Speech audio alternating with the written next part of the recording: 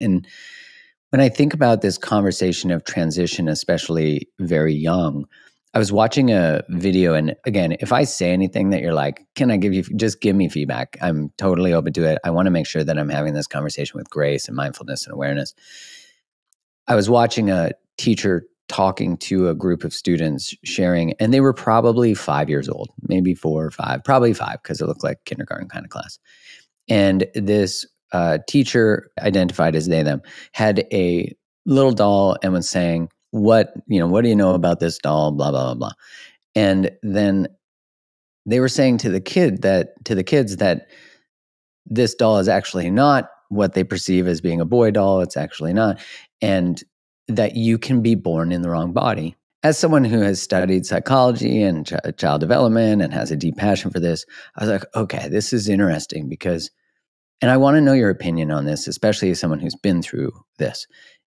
I was like, if you teach a child that they could be born in the wrong body, one, that's way too great a concept for a child's brain to even understand. Like, these kids are still, the Easter Bunny still exists, all these types of things. And just to understand that that sentence is too big without it being even brought down to very specific language, which my guess is that they're not capable of even understanding.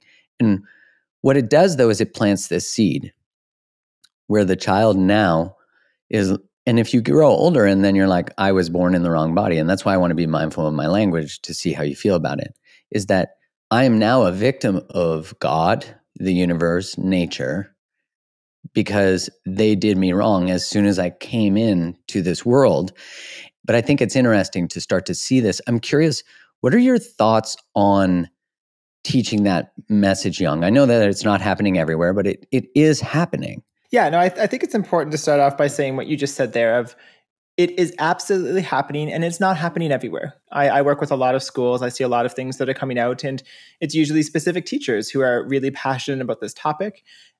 So it's not everywhere. Yeah, I could see that. Yeah, but it is happening. I've seen that material as well, and I don't think that's a helpful way to approach it, and certainly not at that age, because right. They're looking at kids like me. I've always felt this way, and they say we want to support the Jasons of the world. My name was Jason before I transitioned and became Julia, and you don't need to, because those kids deeply know. I knew so badly that by the time I was 12 years old, I was Googling online because I knew I felt this thing, and I'm like, how do I become a girl? And then I found stuff about being transgender, even though there was nothing on health sites at that point. There was nothing on educational sites, and I still found my way. So I think that now we have a system that is much more aware of this. They're looking for the signs. There was lots of signs with me. I had 4 counselors before grade 6 to try to say, why can't Jason find friends? Why doesn't he connect with the boys? All of these things. If a kid is really struggling and we're looking for it, we're going to see it. If we have one conversation where we just say, we're all different. Some people are Christian. Some people are Muslim. Some people are gay. Some people, they end up living like a girl when they're a boy because that's what works for them. If we just sort of say that builds acceptance. That teaches kids we need to accept and love everybody. We don't need to go deeper, because if the kid really is in that space, they're going to hear that and they're going to latch onto it, and they're going to be pursuing that because they go, oh, that's me. And if they don't, that's because they aren't at a place that they need that, and that's great. Interesting. But it just isn't helpful. I think people can get trapped in it at that point, and identity is something we're all searching for. And as I look at myself and the various ages of development I went through as a kid, you're looking for ways to fit in.